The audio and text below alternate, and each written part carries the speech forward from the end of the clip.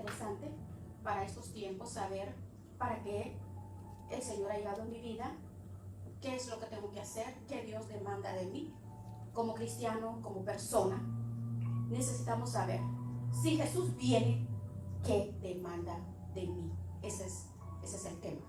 Y es Apocalipsis 22, del versículo 6 al 12, por favor. Y dice así: he aquí, y me dijo, estas palabras son, permítame,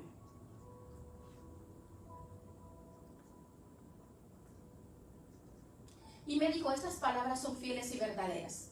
Y el Señor, el Dios de los espíritus de los profetas, ha enviado su ángel para mostrar a sus siervos las cosas que deben suceder pronto. He aquí, vengo pronto. Bienaventurado el que guarda las palabras de las profecías de este libro. Yo, Juan, soy el que oyó y vio estas cosas. Y después que las hube oído y visto, me postré para adorar a los pies del ángel que me mostraba estas cosas. Estamos viendo que la palabra nos enseña rápidamente que vendrá rápidamente. Vendrá en una hora que nosotros no lo pensamos, no lo creemos. En un abrir y cerrar de ojos. Será algo repentino y será definitivo. Ahora, conforme vemos esta porción del Apocalipsis, es innecesario que podamos decir que es el fin. Cuando ya llegamos al capítulo 22, estamos viendo que ya ha sido desarrollado, ha sido ya las puertas abiertas. Por ejemplo, ya la rebelión de los ángeles y los hombres ya se ha acabado. Ya a punto, dice, la rebelión ya ha sido aplastada. Los rebeldes nos habla que ya están en el lago de fuego. Estamos viendo en el desarrollo que el rey del universo ya está sentado en su trono eterno. El reino de Dios está ya en su trono. Ha sido omitido, el pecado ha sido omitido todo, la santidad de Dios absoluta. El pecado ha sido apartado, ha desaparecido. ¿Por qué?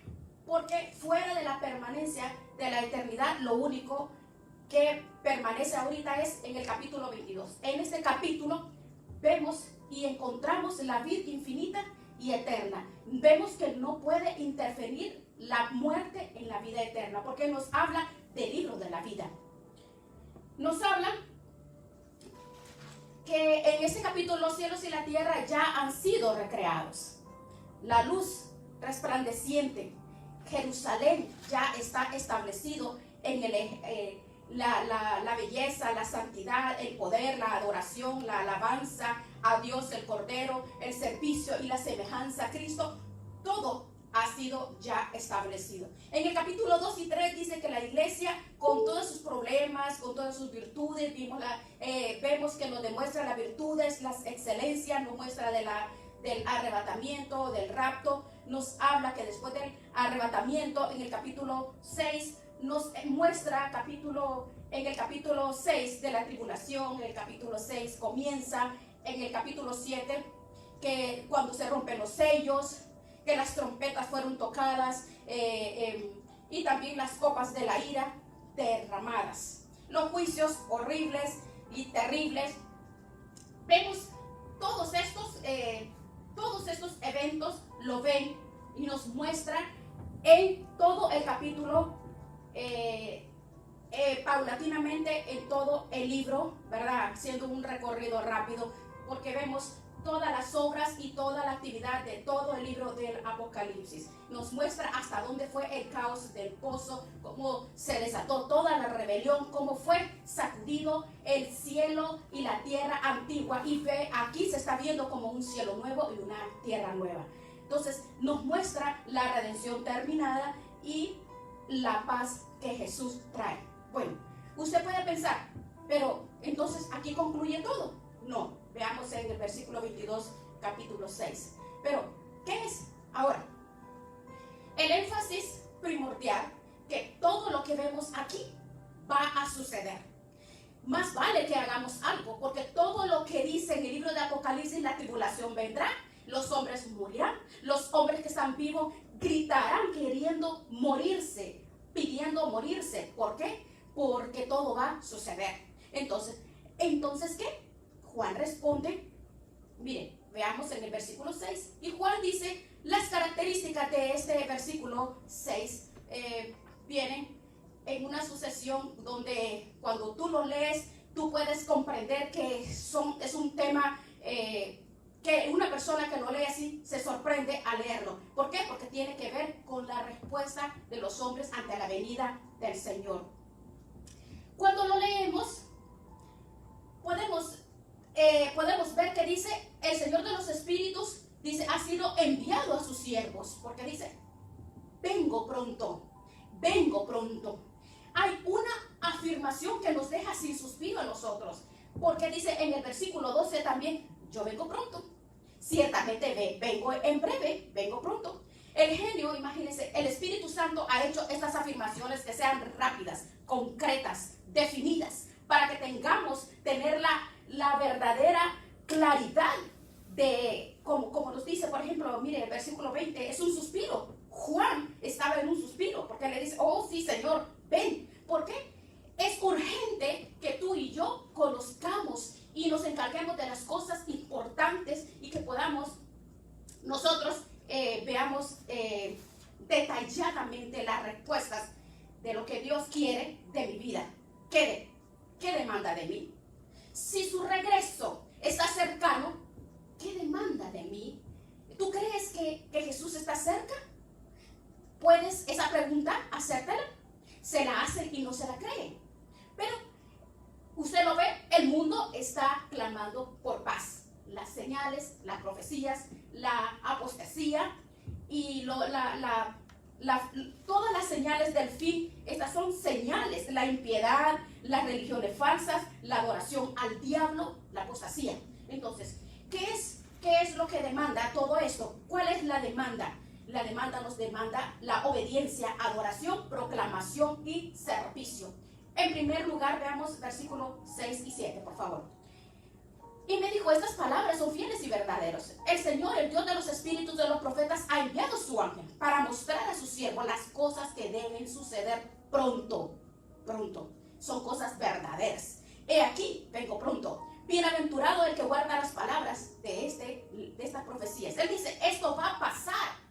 Esto va a pasar y más vale que estés listo, más vale que apliques esto a tu vida, más vale que lo hagas parte de tu vida, que lo agarres para ti, que lo creas, porque mientras dice tú puedas trabajar, trabaja de día, porque viene la noche cuando no podrás trabajar, dice. Tenemos que tener la conciencia real de que para cambiar nuestras vidas, para cuando vivimos a la luz de Cristo, realmente en la profundidad del discernimiento, en la profundidad de la obediencia a la palabra de Dios, es como esperar que verdaderamente Dios en su palabra dice, vengo pronto. Pero muchas personas leen estas palabras, pero la conducta de una persona es, ¿será cierto? ¿Será cierto? Tenemos que prepararnos. Jesús viene. Y necesitamos obedecer al resultado de este anuncio. Porque el obedecer a alguien a quien amamos. Nosotros como padres guiamos, ayudamos, levantamos nuestros hijos. ¿Por qué? Porque los amamos en obediencia al amor que tenemos por nuestros hijos, ¿verdad? Ven, como dice, por ejemplo, aquí vengo pronto. Por ejemplo, un padre sale de su casa y viene su madre y le dice, bueno, dentro de 2 días viene tu padre. Alisten, arreglen. Y los hijos y todo el mundo arregla su casa porque el papá viene en tantos días. Entonces es igual, preparar nuestras vidas. ¿Por qué? Porque todas estas profecías son fieles y verdaderas. Dios, el Espíritu de los profetas, ha enviado, dice, a su ángel para enseñarle a su siervo lo que va a suceder. Todo esto viene de Dios. Dios hace lo que Él dice. Dios dice que el destino de su obediencia, porque la verdad está establecida, son palabras de Dios. Esto no es un cuento de hadas, esto no son historias, esto no es cualquier libro, esto es real. Esto tú y yo como cristianos tenemos que conocer y llevarlos a conocer para exaltar el poder de Dios en nuestras vidas, en la iglesia, porque tiene que ser aplicado a nuestras vidas. Veamos cuando el ángel envía a su ángel. ¿Por qué? Porque es de Dios. Al igual que a cuando llega a tu vida, a tu casa, a tu corazón, es de Dios. Es de Dios. Porque Dios dice que las palabras de Él siempre se cumplen. Si Él dice que va a haber granizo, en su palabra dice que va a haber granizo, así será. Si Él dice que va a haber sangre, dice que así va a ser. Si el Señor dice que va a hacer fuego para quemar la tierra, así va a ser. Si Él dice que la tercera parte de los ríos va a echarse a perder y se van a contaminar, y al mar le va a pasar lo mismo, si el Señor lo dice, así será. Si el Señor dice que la tercera parte de la humanidad serán muertos, así será. Si el Señor dice, como dice en capítulo 9, que los demonios se levantarán y saldrán de los lugares donde están, así será. Estará exactamente. Dios tiene un registro perfecto. Perfecto. Él habla. Dijo que Adán iba a morir y así fue. Él dijo que el mundo perecería en agua, así pasó. Él dijo que Babilonia caería y también cayó, lo dice la palabra, lo dice. Dijo que el rey de Ciro caería y cayó. Dijo que Jerusalén caería, cayó, y todo eso lo dice la palabra. En los registros pasados dice que el Mesías vendría y vino, ¿verdad? Dijo que el Mesías nacería de una mujer, nació de una mujer. Dijo que sería matado y que resucitaría al tercer día. Así fue. Entonces, el registro futuro será tan perfecto como el registro que ya se cumplió. Entonces, todo así será. Entienda que todo va a suceder, todo se va a cumplir. Es una realidad. El hecho mismo, escuche, usted, es que la ignorancia, porque la palabra dice, nunca regresan vacías. La palabra se cumple, siempre hace a lo que Él lo vio. En el capítulo 6 dice, estas palabras son, versículo 6, son fieles y verdaderas. El Dios de los espíritus de los profetas envió a su ángel para mostrar a sus siervos. Pronto. Usted sabe, es como un tacómetro. ¿Usted sabe lo que es un tacómetro en su auto? Es la velocidad en su auto, que dice, significa rápidamente, que te mide la velocidad de tu auto. Él dice que vendrá pronto, dice rápidamente vendrá, como un disparo rápido. Pero Dios es paciente, pero Él vendrá rápidamente. Muchas personas dicen que Jesús no viene. Esas son herejías. Ahora, en 2 de Pedro 3, veamos, 2 de Pedro 3, del 3 al 9, dice que son pozos sin agua, son nubes que no tienen lluvia. ¿Por qué le dice en 2 de Pedro 3? Dice, bueno, ¿dónde está la promesa de su venida? Todos ustedes dicen que andan diciendo que Jesús viene. ¿Dónde está? Dice, sí, porque desde que los padres durmieron, todas las cosas continúan iguales. Eso dice 2 de Pedro 3, del 3 al 9. No, dice, pues no van a venir, pero son argumentos ridículos, porque dice, ¿dónde está la promesa de su advenimiento? Porque desde el día en que los padres durmieron, todas las cosas permanecen así. Pero ignoran que la palabra dice voluntariamente en versículo 5, que en el tiempo antiguo fueron hechos por la palabra de Dios los cielos y la tierra, que provienen del agua y por el agua subsisten. Dios aplastó al mundo con agua. Dios aplastó. Pero vean el versículo 7, los cielos y la tierra que ahora existen estarán reservados por la misma palabra, guardados para el fuego en el día de juicio. Si Él la destruyó con agua, la volverá a destruir, pero con fuego. Sí. Ahora, pueden decir, ¿pero por qué esperar tanto tiempo? Es que para el Señor 1000 años son un día y un día son como un día. Él mismo dice, puede pensar uno, pero ¿por qué no regresa? ¿Desde cuándo estoy escuchando? Pero él mismo dice ahí, dice que Él es paciente, porque Él no quiere que nadie perezca. El Señor dice que pasará, va a pasar. versículo 6, capítulo 22, le dice, quiere mostrarle a sus siervos. ¿Quiénes son? Son creyentes. En Romanos 6, 17 dice, pero gracias a Dios que aunque erais esclavos del pecado, habéis sido obedecidos de corazón. ¿Por qué? Ahora somos, dice, siervos. Porque haber obedecido aquella forma de doctrina a la cual hemos sido entregados, libertados del pecado, fuisteis hechos siervos de Dios. Cuando nosotros fuimos salvos, nos convertimos en siervos de Dios. Entonces somos sus siervos, somos sus esclavos. Y el Señor quiere que nosotros sepamos lo que sucede, porque quiere que usted y yo obedezcamos lo que sucede, para poder distinguir. Las verdades eternas son para usted y para mí, y para los que no lo conocen también. Porque he aquí, vengo pronto. Bienaventurado el que guarda las palabras de este libro. Usted solamente obedezca los principios de esta palabra. Ponga atención. Guardar es poner atención en su vida, aplicar los principios en su vida. Eso Jesucristo dijo simplemente, si me amáis, guardad mis mandamientos. Si me amáis, guardad mis mandamientos. En el versículo 14, en el versículo 21 de San Juan dice, si me amáis, guardad mis mandamientos. Él lo repite una y otra vez. Entonces, ¿cómo vamos a saber si somos salvos nosotros? Si guardamos sus mandamientos, si somos salvos. Si no guardamos sus mandamientos, no somos salvos. La palabra más importante en la vida cristiana es la obediencia. En eso consiste, allí está basado todo. La obediencia, pero necesitamos ser obedientes, necesitamos estar guardando las palabras de las profecías escritas, tenemos que adherirnos a ellas, tenemos que ponerles atención, tenemos que grabarlas en nuestro corazón, tenemos que practicarlo en nuestras vidas, necesitamos obedecer. En estos principios nos muestra obedecer, darle la gloria a Dios, como segundo lugar, darle la gloria a Dios. ¿Qué quiere decir? Ahora, hay un tipo de obediencia que nos llega con agrado a la presencia de Dios. Por ejemplo, tú le dices a un niño, siéntate. Niño, tú siéntate.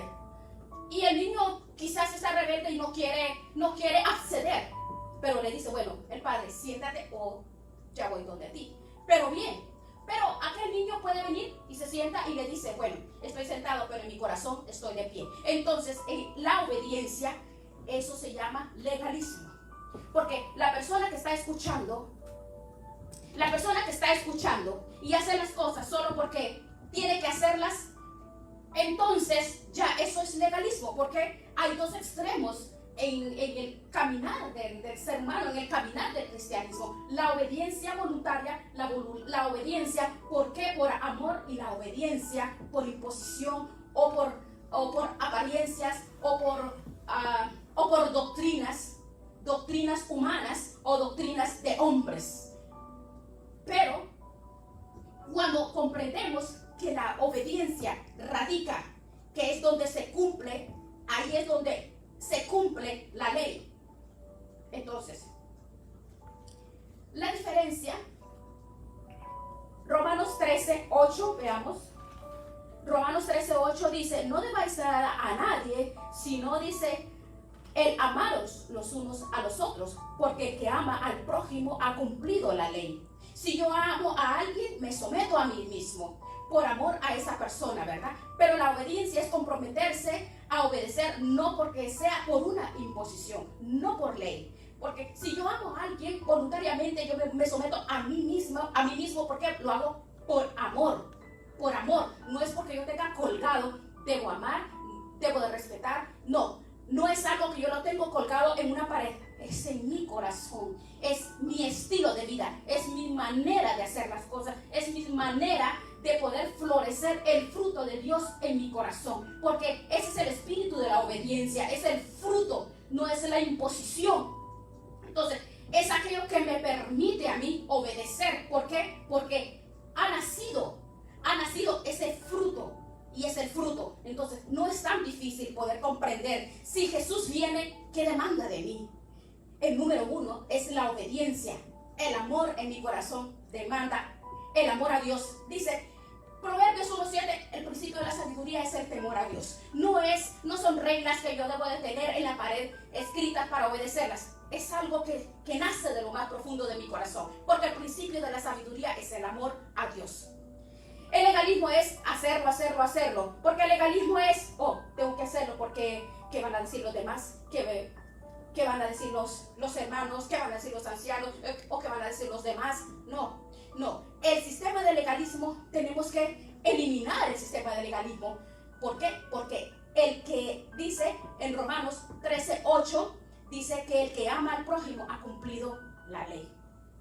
El espíritu de obediencia que tú y yo tenemos que tener es a través de la palabra, en obediencia, el fruto dentro de mi corazón.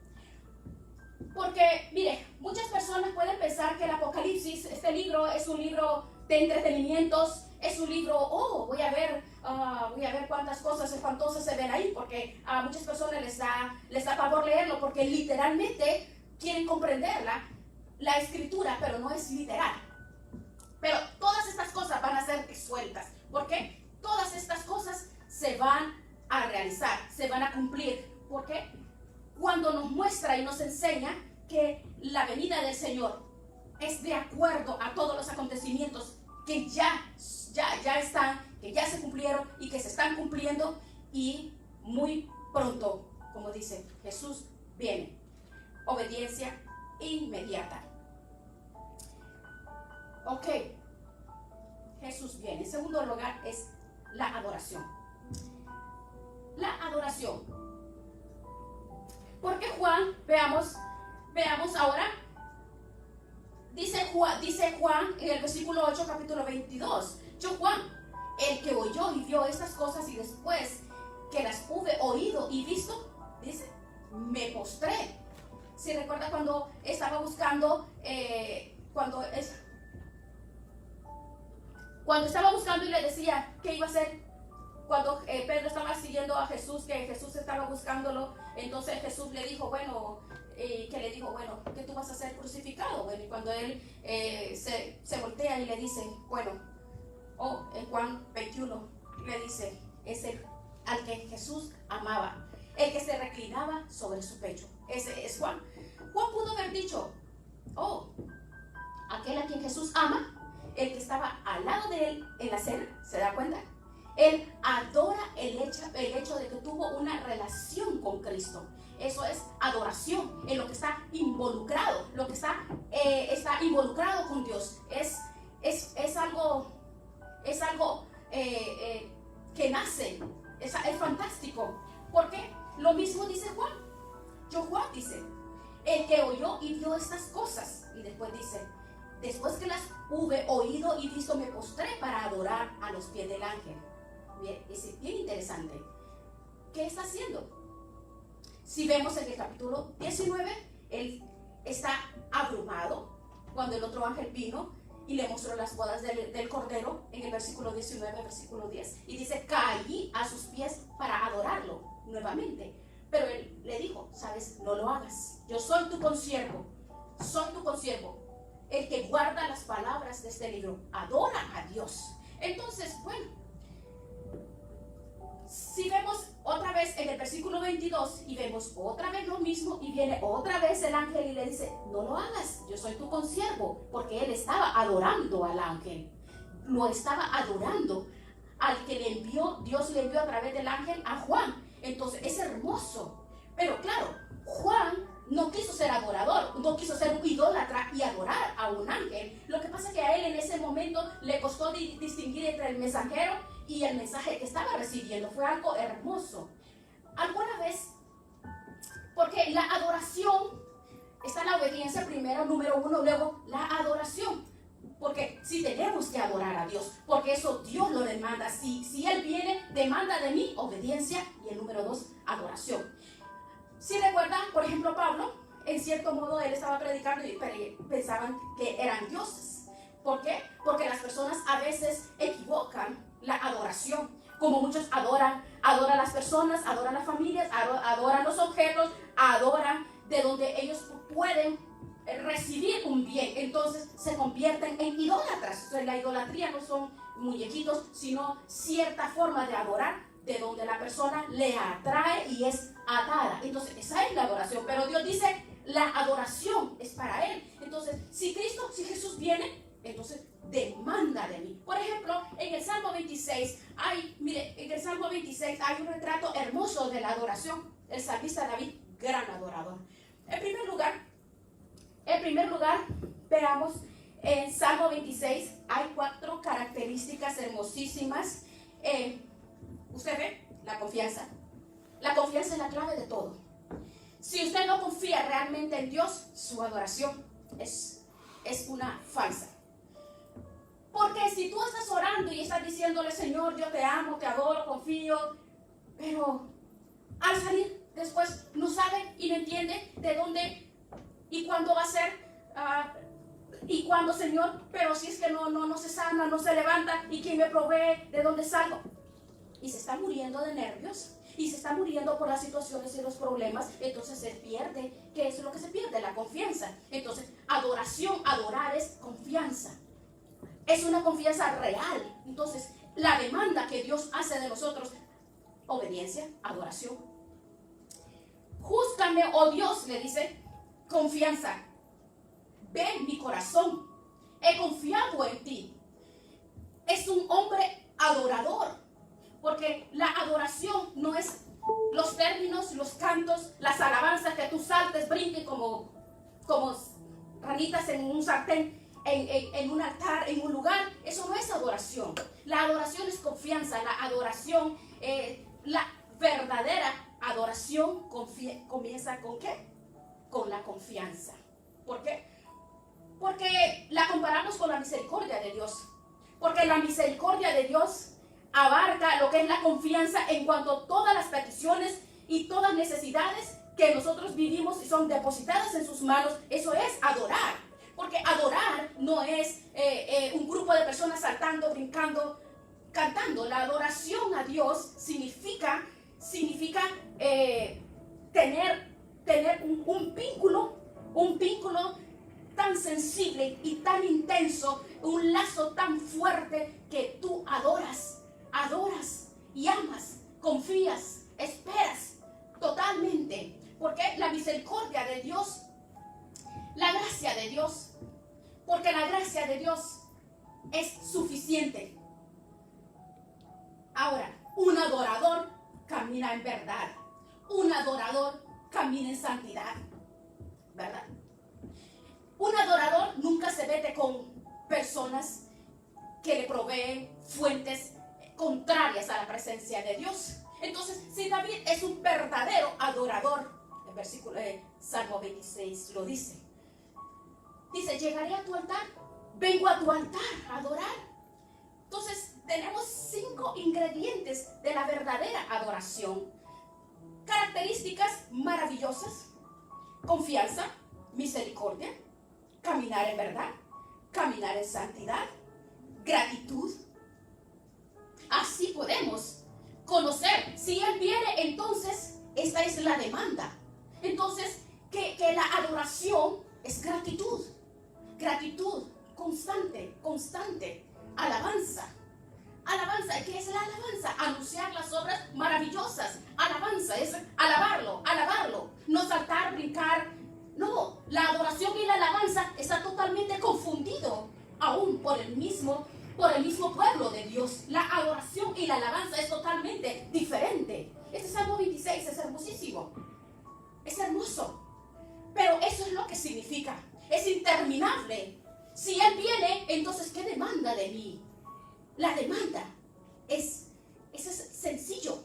Es algo que tenemos que continuar, que recitar, alabarlo por las obras maravillosas, por lo que ha hecho. La actitud es una actitud de alabanza. Es el amor de su presencia. Veamos. En el versículo 8, Salmo 26, Él vivía enamorado. ¿Y cómo vivimos enamorados? Cuando estamos enamorados, meditamos, oramos, estudiamos, memorizamos.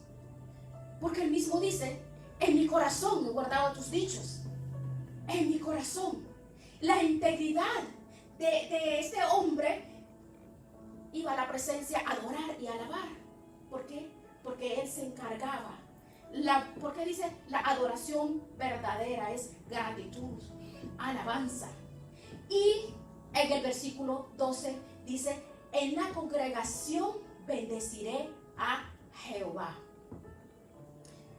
Voy a estar en un lugar estable, el adorador. Entonces, ser una persona correcta, llegar a su presencia, amar, adorar su presencia. ¿Realmente adoramos a Dios? Todo se reduce a la confianza. No tenemos más nada que hacer que adorar. Nadie nos puede privar de este premio tan maravilloso de adorar. Hay muchas sectas, por ejemplo, usted ve a Juan, quería adorar al ángel. En el versículo 9 dice, pero él me dijo, mira, no lo hagas, porque yo soy tu consiervo. Hay muchos que adoran a los ángeles. Eso es antibíblico. Pero veamos en el capítulo 4, 5, en el capítulo 9, vemos que el pronto regreso de Jesucristo, la proclamación, este mensaje es el que estamos en el capítulo 22, versículo 10. Y me dijo, no selle las palabras de la profecía de este libro, porque el tiempo está cerca.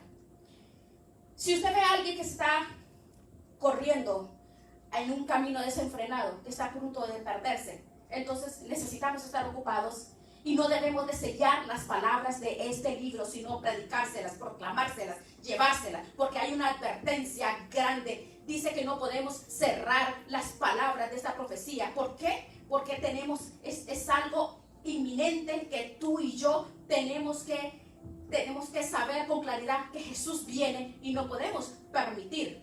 ¿Por qué? Porque cuando nosotros dice que su palabra, que si Jesús viene, esa es la demanda de nosotros.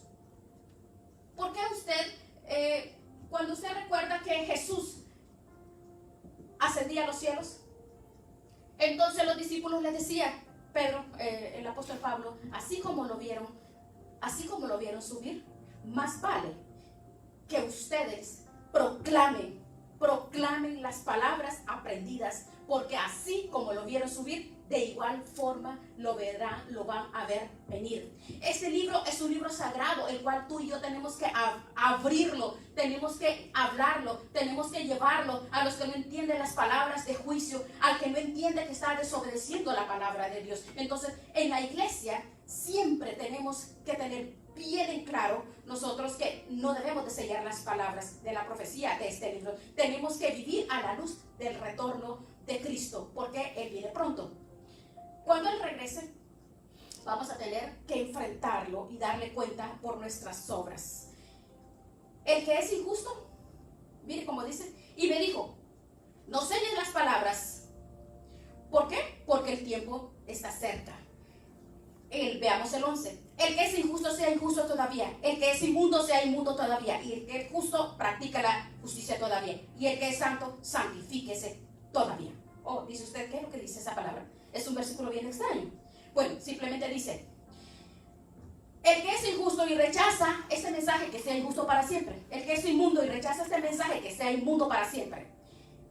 Ahora, y el que es justo, pues que practica la justicia. La muerte no cambia nada, simplemente cristaliza lo que usted va a cosechar, porque es lo que va a vivir durante la eternidad. Si vivió una persona haciendo la justicia, así va a vivir después de la muerte, haciendo la justicia. Entonces, Dios no tiene más nada que decir acá. El que es justo, que sea justo para siempre. El que es injusto, va a ser injusto para siempre. El que es santo, santifíquese todavía más. Entonces, es letal, ¿verdad? Saber que lo que nosotros como vivimos y como somos y lo que hacemos, entonces eso es como una especie de enfermedad mental que viene a muchas personas que no pueden comprender. que el que es injusto no puede comprender que al partir o al llegar la muerte va a ir a practicar la injusticia. El que es inmundo será inmundo. Pero es como una enfermedad que piensa que el que vive en injusticia piensa que va a vivir injusticia. No. Todo lo que el hombre cosecha, todo lo que siembra, eso va a cosechar. Entonces, por eso la palabra suaviza el corazón. La palabra libera y liberta. Pero cuando no se proclama, cuando las palabras se sellan, entonces, ¿cuántos de ustedes o cuántos de nosotros, cuántas veces nos hemos sentado con alguien y les hemos hecho ver que la vida es pasajera, de que existe un cielo y un infierno? ¿Tú le has hablado alguna vez a una persona que tienes que vivir tu vida en justicia? ¿Con qué frecuencia suavizamos estas palabras? Cuando una persona está equivocadamente, está haciendo mal en sus vidas. ¿Cuántas veces lo hacemos y nos sentamos y lo hacemos? ¿Cuántas veces a una persona inmediata que tenemos? Lo que nosotros vamos a hacer tenemos que hacerlo ahora. Ahora. Porque veamos en el versículo 12. He aquí yo vengo pronto y mi galardón conmigo. ¿Para qué? Para recompensar a cada uno según sea su obra. He aquí yo vengo pronto. Rápidamente. Repentinamente. La Biblia tiene tanto que decirnos. El hecho cuando Él venga, nadie va a estar listo. El mundo va a estar asombrado cuando esto suceda. En Marcos 13, por favor, 33 al 36. Guardaos, velad y orad, porque no sabéis cuándo vendrá el Hijo del Hombre. Porque es como un hombre que se fue de lejos y dio autoridad a sus siervos, le dio su trabajo a todo hombre, y que vigilara, y le dio a un portero. Entonces le dijo: velen, porque ustedes no saben si viene a la tarde, a la medianoche, o cuando cante el gallo, en la madrugada, en la mañana, no sea que repentinamente venga y los encuentre durmiendo. Es algo triste. En Lucas 12, 35 al 40, por favor anote. Estén ceñidos vuestros lomos y vuestras lámparas encendidas. ¿Por qué? Porque y vosotros ser semejantes a hombres que aguardan a que su Señor regrese de las bodas, para que cuando llegue y llame, le abran enseguida y nos podamos sentar. Cuando nos llamen, aunque lleguen a la primera vigilia, en la segunda vigilia, o en la tercera vigilia, y sean llamados. Entonces, ¿qué dice? Eso es siervo vigilante. Si el hombre, si supiera que el ladrón va a llegar, entonces cuidaría su casa, ¿verdad? Porque a la hora que no pensemos, el Hijo del Hombre vendrá. Es tiempo de hacer lo que tú y yo vamos a hacer para el Señor. Hay que hacer ahora. Tenemos que velar, tenemos que hacerlo hoy mismo. ¿Por qué habla tanto de servicio? ¿Por qué? Porque la Biblia dice, la palabra dice que tenemos que estar sirviendo. Vea, en el versículo 12 dice: mi recompensa a cada uno según sea su obra. Esto no es materialismo, según sea su obra. Pero la gente piensa que es materialismo. Lo ven como una manera equivocada. Que si hay que hacer algo para la obra, para la iglesia, pero ¿de qué están hablando? Eso es materialismo. Pero el mejor esfuerzo y todos los esfuerzos que hace una persona legalista en su vida material, el materialismo donde donde viene el ladrón, hurta y se quedan sin nada. Y son cosas terrenales, ¿verdad? Pero cuando él dice según sea su hombre. Por ejemplo, un hombre y una mujer le dice, es materialismo si un hombre enamora a una mujer y luego se quiere casar con ella. Ok, eso no es materialismo, eso son obras. Entonces es igual la obra en el Señor. Lo que nosotros hacemos para el Señor, hemos sido llamados para servir. ¿Para qué? Para servir. Cuando nosotros estemos en el tribunal de Cristo, entonces allí nos daremos cuentas. Verdaderamente habrá mucha tristeza, porque no meditar y no realizar, no meditar y no comprender lo que en la venida del Señor, qué es lo que Él nos demanda. Que si Jesús viene, ¿qué demanda de mí? ¿Qué demanda de mí? Servir a Cristo es una recompensa.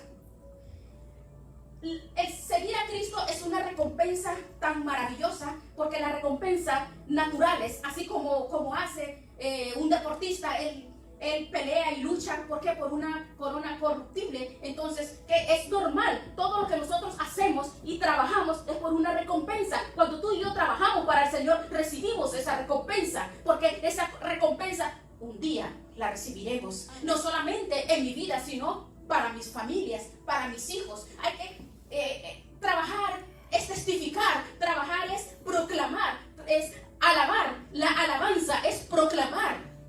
Pero ¿cuántos de nosotros recibimos a Dios y nos quedamos con de brazos cruzados?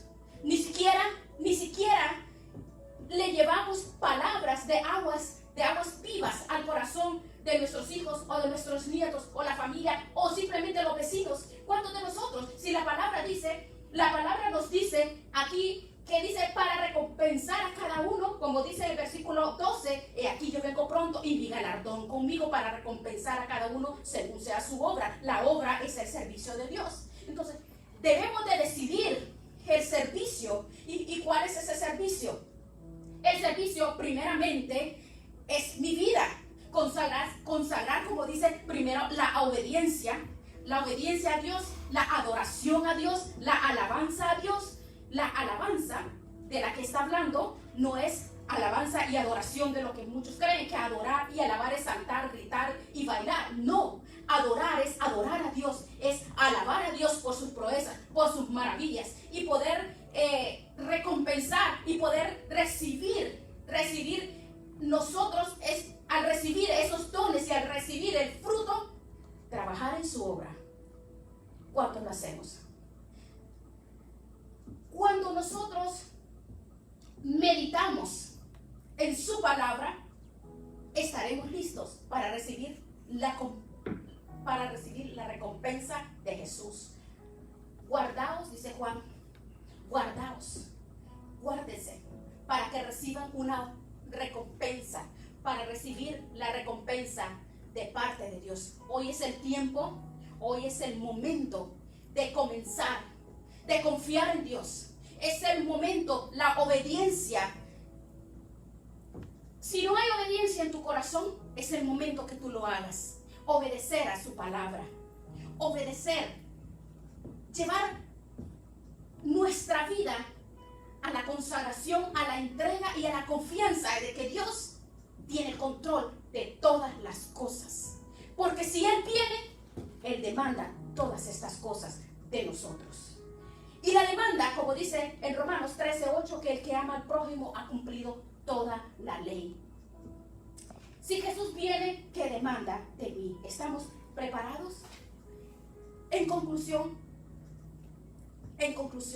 si usted tiene algo en su vida que le pertenece a alguien que no sea Dios, córtelo.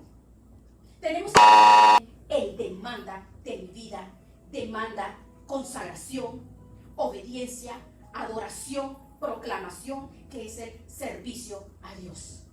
Vamos a darle gracias al Señor por esta maravillosa palabra.